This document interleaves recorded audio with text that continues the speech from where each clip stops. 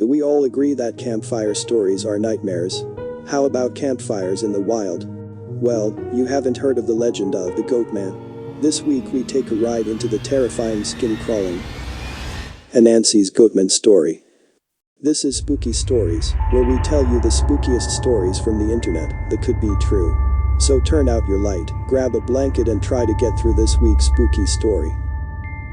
Here's my story.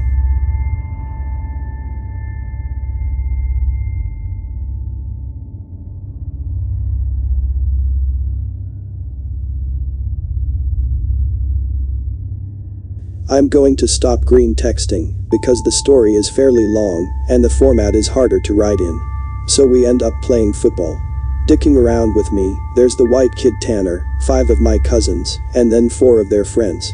In total, there were 5 girls and 6 boys. We all were around 15 to 17. We ended up just dicking the day away. So, we head back to the camp, and pulling out some stuff for a campfire, even though the trailers both had kitchenettes. Tanner says that his family's property sits up against my uncle's. He wants to run home and ask his dad if he can come out camping with us. My cousin Rooster says he's going to go with him since it's going to get dark soon. One of the girls also wants to tag along. It's about 7 o'clock and it's starting to get pretty dark. They take flashlights and take the trail toward Tan's property. The rest of us chill. We make s'mores, drink and kiss on the girls. About 30 or 40 minutes later, there's the smell of ozone again. You could smell it over the smell of the fire we had started. This really nasty, coppery smell like right after you've had a nosebleed and it's stopped.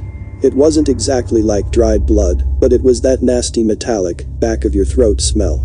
We immediately think that it's some kind of electrical malfunction, or someone left a hot plate on or some shit. We search the trailers, and nothing is on, and we can all smell it. All of a sudden, we can hear people booking down the path toward us, and Rooster, Tan and the girl all come running into the clearing, out of breath. And they don't even break stride, they all run into the trailer, right by where the fire is. We all get the fuck out of there, and into the trailers. They end up calming down, even Rooster is crying his fucking eyes out at this point. All the while, the fire is guttering lower and lower, so my other cousins say fuck it, and are about to go outside, to get the generator out of a shed between the trailers. Tanner goes, fuck no. Lock the front door, ain't nobody else going outside. He's been crying too, and his eyes are bloodshot, and puffy and his pants are dirty as shit. He goes on to tell us that they went up to his house. His father said sure, he could go out camping, but to make sure they were careful on the way back, and that maybe they should take one of the hunting rifles just in case. Evidently, Tanner had seen something in their yard a few days before. One of their pigs had come up, ripped up and half eaten. They assumed it was just some big cats or coyotes, even though they don't usually fuck with live animals. He had gone upstairs, and packed his stuff, and told his dad they would be okay without the rifle, because coyotes avoid people. So they started walking back toward where we were camping. So, Rooster finally stops crying and shaking. The girl already had, but she was just staring out the window with a dumb look on her face. He says they had gotten halfway into the woods toward the camp when they started to hear shit in the forest. It was almost pitch black by this time, so they weren't sure at first what the fuck it was. The girl says that she heard something in the bushes right off the trail, and they all beamed their flashlights over there and there was someone standing back in the woods in a little hollow. Rooster said they shouted at him and told him that he was scaring the fuck out of them and what a dick he was. He says that's when he realized that the guy was facing away from them. So they keep walking, and they start smelling the nasty coppery ozone smell. They say that they look off into the forest on the opposite side, and it's a dude standing in the forest, backwards slightly closer to the path. So now they start power walking and Tan keeps going. I should have taken the fucking rifle. As they're telling the story, the smell is still super strong even inside the cabin. They say that, after they started walking faster, a kind of low gibbering had started coming from both sides of the wood. And as they started booking it back to the trailer, the girl said she had flashed her flashlight out into the woods to the side of them, and had seen something jerking itself through the woods. The gibbering just got louder and louder, and when they could see the light from our campfire, something had come out of the woods about 40 yards behind them onto the track, and they had just flat out ran as hard as they could to the trailer. So we're out in the fucking woods, and we're assuming at this point it's some rednecks, or some shit trying to fuck with us. All of a sudden, my other cousin Junior starts going on about how he went to school with a native kid that was telling him about the Goatman or some shit. We promptly tell him to shut the fuck up, because we don't need any spooky talk right now. But he just keeps going on and on about how it's the fucking Goatman, and how we're in his woods and blah, blah, blah. Now at the time, I had never heard of this Goatman or any of that, but then a couple years ago, the year before I graduated from college, I had a man for a roommate, and I ended up asking him about it. And to sum it up, it's basically a fucking man with the head of a goat, and he can shape shift, and he gets among groups of people to terrorize them. It's also supposed to be kind of like the Wendigo, and it's bad mojo to even talk about it, and even worse, if you see it. Keep in mind, I didn't know this back when I was 16. So my cousin is going, the Goatman's going to get in and fucking get us. The girls are all terrified, and my cousins and I are all fucking trying to figure out if it's just some hillbillies, or if it's a manimal. So all of a sudden the smell just goes away. Like to this day, I haven't even experienced anything like it. Like, usually smells fade away or lessen. It just literally was there 1 second, and then not the second. So it's after an hour, making it around 9 or 10. We've stopped shitting bricks enough to go back outside and stoke the fire again. We figure it was just some assholes trying to fuck with us, so we don't go back home, because we think if we do, they'll chase us through the woods or some crazy shit. Nothing else weird happens that night. And we stay another night, and for the main part of the night nothing happens. At about 1 in the morning, we're outside getting drunk and telling ghost stories. As someone is finishing some too spooky story, I don't remember what about, the smell comes back. It's so fucking strong that one of the girls literally starts vomiting. I stand up, and you can actually feel how clammy the air is. I say we should get inside, and this isn't right. We should have just fucking left. We all go back inside, and we're standing around. My cousin just keeps going on about how it's the Goatman. And my cousin Rooster tries to shut him the fuck up, and all the while I'm just feeling that something is wrong, and I can't figure out what the fuck it is. We end up sitting in there for a while. The smell is just as strong, and we're terrified, and all huddled in this camper. We end up cooking brats for everybody, because nobody wants to go outside. It's one of those packs with 4 brats. We have a total of 3 packs. I grill them up on the stove, and give everybody a hot dog. I get mine. After a while, one of my cousins gets up and goes over to the pot to get another one. He starts grumbling about how I get 2 brats, and everybody else only got 1, and I look at him like he's fucking stupid. I tell him that everybody only got 1, because there were only 12 brats. If he wants more he should open up a new pack and cook some more. That's when the girl that had been out with Rooster and Tan just starts screaming, "Oh Jesus, oh Lord, get it out." She's crying and shivering, and then it dawns on the cousin standing up what the fuck is wrong. Me and him both glance around the room, and then I feel my heart fucking sink. I run the fuck out of the cabin, and the girl runs out with us. The trailer door is banging against the side of the trailer as everybody books out of the cabin. One of my cousin's friends asks us what the fuck was wrong. I start counting us. There's only 11 now. I shit you not, my cousin verified. There had been 12 people in the cabin. But being that everybody didn't really know each other well, nobody had really noticed the whole fucking time that there was an extra person. And then I realized earlier that I had kind of noticed something was off. You know how when you're just sticking around having a good time, that you don't sweat the smallest shit, and you don't always keep track of certain stuff. I'm dead sure that someone else had been in the trailer with us, and that they had been there for at least a fucking day, eating with us. What makes it worse is, I could figure out which one, because I don't think anyone ever actually interacted with the other person, the Goatman. The girl kept praying to Jesus and we're all sitting outside. Eventually we get big ass sticks and go back in the cabin, but there's nobody in there. We count again, and there's 11 people. We go back into the trailer and lock the door. We explain what the fuck happened, and the girl says that she realized too, and that when he was about to say something, the person sitting next to her had grabbed her leg hard and leaned over toward her, and said something she couldn't understand. So we are pretty much scared as fuck as we huddle together, and I fall asleep. When I wake up, the sun is just coming up, and half the people are asleep, and the other half are packing our shit up. We all want to walk back home, but like 4 people want to stay until the sun is all the way up. And some people think that we're just fucking around and still want to stay at the trailers. I just want to get the fuck out of the woods. The girl's name was Kara, the one that the Goatman had touched.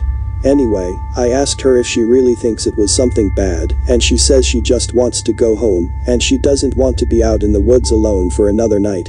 So we decide to split up. The 4 that want to go can go, but I have to stay because I have the keys to the cabin, and it's my uncle's and I have to lock up. I'm super pissed at this point, because I feel like people aren't taking this shit seriously, and I definitely didn't want to be out in the woods for another night. I spend the rest of the day trying to convince the rest of the people, now 4 girls and 4 guys, to get the fuck out of Dodge. Tanner leaves with them to go get a rifle and says he's going to be back. So there are just 7 of us left by 4 p.m. At around 5 p.m. he hasn't made it back yet, and we're getting extremely fucking antsy, and the only reason I stopped begging them to go back was because he went to get a gun. It's about 5:30 p.m. or so, when the one cousin that did stay says that the girl Kara is outside. We all look outside, and sure enough, she's standing by the fire pit with her back to the cabin. I'm thinking to myself, if she was so fucking scared, why the hell would she come back? And then I get this nasty feeling in my gut. Keep in mind, the whole time the coppery smell has been gone. Now I realize I can smell just a twinge of it. I say this to the rest of them and everybody, and these are the people that wanted to stay in the fucking woods after we had the goddamn Goatman in our midst, is laughing at me and asking if I set this up to scare them. I'm looking at them like, I'm not fucking bullshitting you at all right now. I asked them why the fuck would I play like that. So one of the girls goes outside to get Kiara. She gets halfway to her and stops cold. Kara starts heaving. I don't know how the fuck to describe it. Sort of like if someone with their back turned was laughing without actually making any sound. It was this fact that made me realize there was not a fucking sound in the whole woods. It was dead silent. This was like later in September, so it was still fairly hot at the time, but it was super chilly some days too. And you could usually hear big ass geese honking or some kind of birds or squirrels chitching. So I step out the door and tell her to come back in the fucking trailer right goddamn now. She backs up into the trailer and we lock the fucking door. We pull down all the shades except one and put a guy there in a chair to watch her. She stands there for another 20 minutes or so. The guy turns to say that she's still there. And there's a huge fucking bang on the door. We all jump the fuck up and scramble around the living room of the trailer. The banging is super fucking loud. So now my cousin is holding one of the girls, and the other 2 are kinda giggling with nervous laughter, and me and the other 2 guys are shitting bricks. Then we hear Tan. He's screaming, "Let me the fuck in, stop fucking playing." So we go over to the door and open it, and he stumbles in with a rifle. There's nobody else outside. Evidently, he had walked up to the campsite. Nothing weird happened in the forest, but he had seen a girl. Mind you, he said it was not Kara standing there. When he had gotten to the edge of the clearing, she had turned toward him with a slack-jawed look and just stared him down, slowly tracking him as he walked around the outside of the clearing towards the camp. He said it wasn't till he was almost halfway to the trailer he had realized that she was getting closer to him. She had started off by the fire, and without him even seeing her move she had been turning, inching closer. He said he just ran the rest of the way back to the cabin thinking it would open. And when he got to the door and it was locked, he turned and it was about half the distance to the door. He looks around the room and then gets super pale. He pulls me to the side and whispers in my ear, "You know there are only 7 of us in here, right?" I get that feeling where your stomach drops to your nuts. It had been back inside the trailer while we were sorting out who was going where, and then when we all went outside to talk earlier in the day. It has just slipped right back in. We looked out the window and there is nobody out there. So we recount everyone and then basically, I go over and ask everyone how many people were here earlier. And everybody says 8. I say, well, how many are here now? They all do the count and then realize there are only now 7 people in the cabin. So Tan had brought back a couple boxes of ammo and his rifle. And he had told his dad that there was some kind of animal in the forest, because he didn't think his dad would believe him if he said it was Goatman. He says that his cousin is supposed to be coming down in a few hours, and that in the morning we can all go back to his place, and his cousin will drive us home. Now I'm really fucking terrified, but I at least feel better because we can be American and shoot the fuck out of whatever it is if it comes back. But then my cousin gets into this huge argument with one of the girls because she thinks that I'm trying to be funny and prank them, and that she's getting really scared, and that I'm not funny. He keeps telling her I'm not that kind of person, and she says, well, how do we know the girl wasn't just Tanner in a wig? Or if it's really the Goatman, how do we know that this is the real Tanner, and that Goatman just didn't kill Tanner in the woods and take his gun? So we fucking get into a huge argument about this, where me and Tan are like, we could seriously be in danger because at the very least, someone has been sneaking themselves into our fucking trailer without us knowing and mingling with us, and at worst, something bad is in the forest fucking with us. One of the girls is crying and saying she wants to go right now, and we're trying to tell her we shouldn't because none of us are walking through the woods in the middle of the night. At this point the sun is starting to go down, and it's getting a little cloudy out. We eat something and turn on the radio for a while, but we can't really get a station out there with anything decent. So we turn it off at about the time that Tan's cousin shows up. He was like 19, I think. At this point, the sun is just barely over the horizon, and he has one of those heavy-duty lantern flashlights and another rifle. He walks up to the trailer and we whisper to Tan asking if he's sure that's his cousin, and he says yes. The guy looks behind him and all around the camp, then walks in. He kind of glances at all of us and looks a little confused. He says, where's your other little buddy at? I figured she would meet me up at the cabin. Is she a little slow or something? He also asked whether we had been cooking blood in the cabin, because it smelled like blood and hot pans all the way up the trail. We are all like fucking nope. But we ask him what the fuck he's talking about with the girl he saw. He had come down the same trail Tan had been using, and he had come up on one of Yao's guy's buddies standing in the middle of the trail, looking at him slack-jawed. He had asked her a bunch of questions, but all she did was just look at him. Then, she smiled at him and he said he kept walking. She couldn't seem to keep up with him and kept lagging a little behind him. He said he asked her if she was hurt or something, and if she needed any help. But, she had continued to stare. Eventually, he had been walking and turned around a bend in the trail. But when he turned around and went back to see if she was okay, the trail was empty. He'd assumed she had taken some shortcut through the woods to our trailer. We tell him the whole story of what's been going on. I half expected him to say we were full of shit, but he just listened and then sat down on the couches in the living room. Tanner's cousin gets back to the girl. He says, when she had kept trying to lag behind him, it had kinda weirded him the fuck out, so he tried to keep her in front of him, but no matter how slow he walked, she was always lagging a little behind. And that he smelled this nasty smell, and it got stronger as he got to the camp. Eventually it got really strong. She had said something really low that he didn't catch, and when he had turned around she had been right the fuck up on him, and he stepped back from her. It was at this point he asked her if she was okay, and if she wasn't, him to carry her back the rest of the way, and she just kept staring. He said he reached out for her, as in to grab her on the shoulder, but he must have misjudged the distance, because she was off to the side of where he had put his hand, like she had moved while he was looking dead at her. So at this point, we know this shit's real, unless Tan is playing a joke, which we can tell he's not because he's almost pissing his pants. So they load up their rifles, we eat some more, and we just kind of sit around until about 11. To this fucking day, every time I think about this, I really pray to God that it's a huge prank that my cousins played on me and just never revealed, so I would shit for the rest of my life. At round 11, the stink of copper turns into an actual nasty gross blood-like smell, like cooking blood and singed hair. Tan and his cousin, Reese, get the fuck up instantly and grab the rifles. There's like a half knocking, half clawing at the door, and I shit you not, there's this voice, and it sounds like when you see those YouTube cats and dogs whose owners teach them how to talk. It says in this halting, weirdly toned voice, "Let me the fuck in, stop fucking playing." It made my fucking nuts creep up against my body, and one of the girls just starts crying and calling on Jesus. It was so fucking obviously not a person talking. It didn't have the right cadence, and that's some shit that I never realized until that moment, but all people have a certain cadence when they talk, no matter what language. All people have a certain kind of rhythm to talking. This shit didn't have any kind of cadence or rhythm. One of those YouTube cats, that's what the fuck it sounded like outside the door. So now I'm in full-on terror mode. We keep yelling outside, "Who is it? Stop fucking around, man." And it just keeps saying, "In or let me the fuck in," for almost 15 minutes. Oh my God.